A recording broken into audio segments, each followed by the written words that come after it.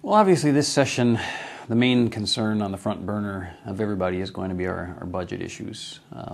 Starting out with $4.8 billion shortfall going into the 2010-2011 budget.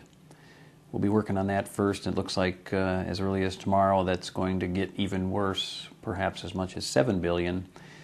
And so we need to really take care of some structural changes, some structural things in what we do different in government. We started that process in 2003.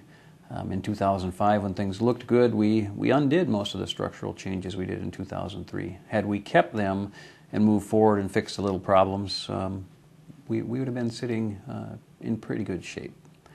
The economy's bad. Unemployment looks like it's going to rise. The projections I'm seeing are another 6 to 9 months of a downhill trend before we really start seeing the light of day. So it's not good news. So we need to change things, but it gives us a really good time to look inside and to talk to each other as Minnesotans and say, what do we think the role of government should be? What do we think our cities should be doing? What do we think our counties should be doing? And what do we think in our state should be doing?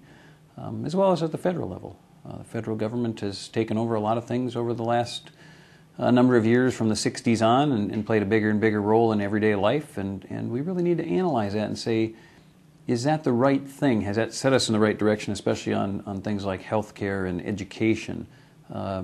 More specifically, I'd argue education, that as the federal government has taken over a bigger role, that it just really has caused our education to cost more and more and produce less and less.